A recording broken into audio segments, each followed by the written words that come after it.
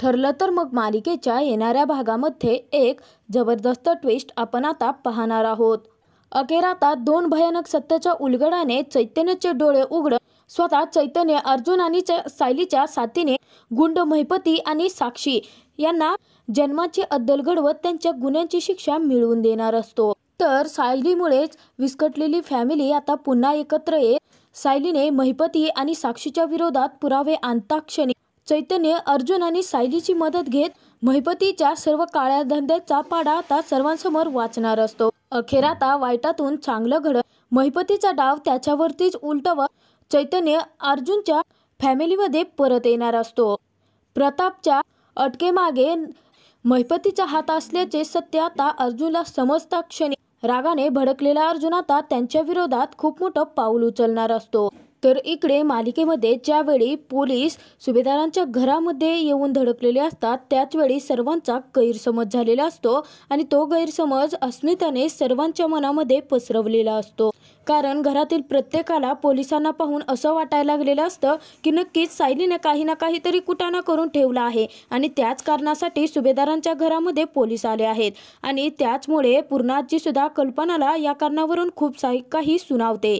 तर नार्कोटिक्स डिपार्टमेंटमधून आलेले पवन देशपांडे ते सडेतोड उत्तर देऊन पूर्णाचीच तोंड बंद करतात। तर जेव्हा अर्जुनला ते इन्स्पेक्टर आणि पवन देशपांडे हे प्रतापला अटक करण्याच्या कारणासाठी आल्याचे कळते त्याचवेळी सुभेदारांच्या पायाखालची जमीन सरकलेली असते आणि सर्वांना खूप मोठा धक्का बसलेला असतो।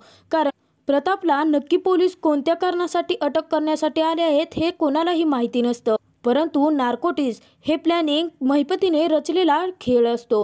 तर ज्यावेळी प्रतापला पोलीस घेऊन जात असतात त्याचवेळी अर्जुन त्यांना थांबवतो आणि त्यांच्याकडे वॉरंट असल्याचं विचारतो। त्याचवेळी इन्स्पेक्टर सर्व काही प्रूफ देतात। आता अर्जुनचाही नाईलाज असतो आणि तो इथे काही करू शकत नसतो। तर त्यानंतर इन्स्पेक्टर आणि नार्कोटिक्स डिपार्टमेंटमधून आलेले ऑफिसर प्रतापला फरफटत आता जेलमध्ये घेऊन जात असतात आणि ते दृश्य पाहून सुभेदार कुटुंब पूर्णपणे कोलमडून गेलेलं असतं। तर तिथे अर्जुनला खूपच जास्त टेन्शन आलेलं असतं आणि त्यानंतर महिपतीने दुसरी चाल खेळून प्रतापला अटक झाल्याची बातमी पूर्ण पनवेलमध्ये पसरवलेली असते आणि जेव्हा ही गोष्ट चैतन्यपर्यंत पोहोचते त्यावेळी चैतन्याला सुद्धा खूप मोठा धक्का बसतो।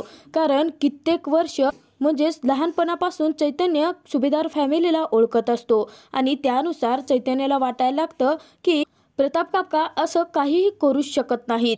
नक्कीच या प्रकरणामध्ये त्यांना कोणी ना कोणी अडकवण्याचा प्रयत्न केला असेल। तर तिकडे महिपतीकडून साक्षीला हे सर्व काही प्रकरण समजलेलं असतं आणि महिपतीने स्वतःच्या तोंडूनच स्वतःच्या काळ्या कर्माचा पाडा तिच्यासमोर वाचलेला असतो आणि सांगितलेलं असतं की हे नार्कोटिक्स प्रकरण त्यानेच पैदा केला आहे आणि त्यामध्ये त्याने प्रताप सुभेदाराला अडकवला आहे, त्याचीच माणसं फोडून त्याच्याच हाती घेतली आहेत, हा सगळा काही त्याचाच रचलेला डाव आहे। आणि जेव्हा साक्षीला हे समजतं तेव्हा ती चैतन्याकडे येते। तर चैतन्य विचार करत असतो आणि त्याचा प्रतापवरती खूप विश्वास असतो। तर चैतन्य साक्षीला आल्यानंतर म्हणायला लागतो की साक्षी तुझ्याकडे ही बातमी पोहोचली आहे का? मला ना खरंच काकांवरती खूप विश्वास आहे, कारण लहानपणापासून मी त्या फॅमिलीला ओळखतो। काका असं काही करणं शक्यच नाही, काहीतरी चुकतं आहे किंवा त्यांना त्या प्रकरणामध्ये कोणी ना कोणीतरी अडकवतं आहे। तेव्हा तिथे साक्षीला घाम फुटतो आणि साक्षी म्हणायला लागते की या चैतन्याला इतके सारे प्रयत्न करून मी त्या घरापासून त्या अर्जुन सुभेदारापासून कायमचं तोडलं आहे, परंतु काही झालं तरी त्या हा विसरूच शकत नाही। त्याला त्या फॅमिलीचा इतका पुळका काय येतोय हेच मला समजत नाही। तेव्हा साक्षी उगाचच रडण्याचं आणि त्याची समजूत काढण्याचं नाटक करायला लागते। तर साक्षी मुद्दाम चैतन्याच्या मनात अर्जुनच्या बाबतीत विष पेरत म्हणायला लागते की चैतन्य तू त्या अर्जुनपासून तर दूर गेला आहेस ना, आणि तसंही त्याने किती घाणेरडे आरोप केले आहेत तुझ्यावरती आणि तरी देखील तू आता त्यांचाच विचार करतो आहेस। तू या सर्व प्रकरणातून केव्हाच बाहेर पडला आहेस आणि तू स्वतः त्यांच्याशी संबंध तोडण्याऐवजी त्या अर्जुनने तुझ्याशी असलेले सर्व संबंध तोडून टाकले आहेत आणि तरीसुद्धा तुझा चांगुलपणा किती आहे की तू त्यांचा विचार करतो आहेस। तेव्हा चैतन्य म्हणतो साक्षी तुला एक सांगू का, जेव्हा लहानपणी माझे आई वडील गेले ना तेव्हा या कुटुंबाने मला आधार दिला होता।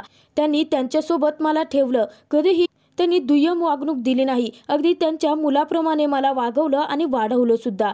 त्या सर्वांचे स्वभाव मी ओळखतो आणि असंही माझं तर भांडण अर्जुन सोबत झालं आहे ना, परंतु त्यांच्या घरच्यांचा या सर्व प्रकरणाशी काही संबंध नाही. मी अर्जुनशी मैत्री तोडली आहे, परंतु त्यांनी केलेले माझ्यावरचे उपकार मी असं विसरू शकत नाही. कितीही काही जरी झालं तरी मला त्यांच्या मदतीसाठी जावंच लागेल. तर साक्षी कितीही काही जरी केलं तरी सुद्धा चैतन्य तिच्या जाळ्यामध्ये अडकतच नसतो. प्रत्येक वेळी चैतन्याला सुभेदार फॅमिलीची काळजी वाटत असते आणि तो कायमच त्यांच्या बाजूने ठाम उभा राहिलेला असतो आणि हे मात्र साक्षीला बघवत नसतं. परंतु इकडे आता सुभेदार कुटुंब पूर्णपणे कोलमडून गेलेलं असतं. अर्जुन घरातील सर्वांची समजूत काढत असतो आणि त्यांना सांगत असतो की मी स्वतः एक वकील आहे आणि डॅडला लवकरात लवकर पुरावे गोळा करून मी जेलमधून बाहेर काढेन आणि ज्या कोणी लोकांनी माझ्या डॅडला या प्रकरणामध्ये अडकवलं आहे ना पूर्णाजी, त्याला मी सोडणार नाही. परंतु अर्जुन सर्वांसमोर कितीही स्ट्रॉंग वागला तरी सुद्धा एकट्यामध्ये अर्जुन खूपच खचलेला असतो आणि ते सायली पाहते आणि सायली म्हणायला लागते की मधुभाऊ कायम म्हणतात असं रडायचं नाही तर लढायचं. मला माहिती आहे की बाबांना अटक झाल्यामुळे तुम्ही खूप खचून गेला आहात, परंतु तुम्हाला आता उभं राहावं लागेल सर. तर इतक्यातच तिथे चैतन्य आलेला असतो आणि चैतन्याला पाहून कल्पना घरातील सर्वजण खूप खुश होतात आणि चैतन्य कल्पनाकडे येतो आणि म्हणायला लागतो, मावशी जे काही झालं आहे ना ते मी सर्व काही ऐकलं आहे आणि पाहिलं सुद्धा आहे. काका असं कधीही काही करूच शकत नाही. नक्कीच त्यांना या प्रकरणात कोणी ना कोणीतरी अडकवलं आहे, परंतु तुम्ही असं धीर खचून जाऊ नका. तुम्हाला उभं राहावं लागेल. मला माहिती आहे की अर्जुन या प्रकरणाचा छडा लावेलच आणि ज्या कोणी काकांना या प्रकरणामध्ये अडकवलं आहे त्याला त्याच्या गुन्ह्यांची शिक्षा सुद्धा मिळवून देईल. परंतु तुम्ही जर आता खचलात तर त्याला कोण उभं करणार. तर जेव्हा सायली चैतन्याला पाहते तेव्हा सायली खूपच खुश होते आणि अर्जुन लगेचच खालती आलेला असतो. अर्जुनला चैतन्याला सुभेदारांच्या घरात पाहून खूप मोठा धक्काच बसतो. परंतु आता सर्व काही भांडण विसरून चैतन्याने अर्जुनची मदत करण्याचं ठरवलेलं असतं, कारण सुभेदारांचे तेवढे त्याच्यावरती उपकारच असतात आणि त्यानुसारही सुभेदारांनी कायम चैतन्याला आपला मुलगा असल्यासारखंच वागवलेलं असतं आणि त्याचीच जाणीव राखून चैतन्य सुभेदारांच्या मदतीला धावून आलेला असतो. तर अर्जुन आणि चैतन्य काहीच बोलत नसल्याने सायली म्हणते की सर, जर चैतन्य सर सर्व काही विसरून स्वतः आले आहेत मग तुम्ही आता हे भांडण का ताणून धरताय. आता सायलीच्या त्या एका शब्दाने अखेर अर्जुन आणि चैतन्य एकमेकांशी बोलतात. साक्षीने जो काही डाव रचलेला असतो, जे काही प्लॅनिंग केलेलं असतं ते एका क्षणात विस्कटलेलं असतं आणि अखेर आता जीवाभावाचे मित्र परत एकत्र आलेले असतात आणि संकटाशी दोन हात करून सुभेदार कुटुंबाला त्या संकटातून बाहेर काढण्यासाठी सज्ज सुद्धा असतात. अर्जुन आणि चैतन्याला एकत्र पाहून सायलीला खूपच आनंद होतो. काही झालं तरी अर्जुन या सर्व प्रकरणामागे महिपतीचा हात असल्याचे सांगत असतो. त्याचवेळी चैतन्य म्हणायला लागतो की अर्जुन, परत एकदा आपण त्याच प्रकरणावरती येऊन थांबलो आहोत. खरोखर साक्षीचे वडील या सर्व गोष्टींमध्ये इन्व्हॉल्व असतील असं मला नाही वाटत अर्जुन. तेव्हा अर्जुन परत चिडलेला असतो, परंतु सायली त्या दोघांना शांत करत म्हणते की काय आहे ना तुम्ही दोघेही. तर सायली म्हणायला लागते, दोघेही एकाच प्रकरणावरून भांडण्यापेक्षा दोघेही आपापल्या परीने पुरावे शोधण्याचा प्रयत्न करा. खरं तर आपल्याला सगळ्यात महत्त्वाचं आहे ते बाबांना जेलमधून बाहेर काढणं. त्याच्या मागे कोण आहे हे आपण नंतर बघूया.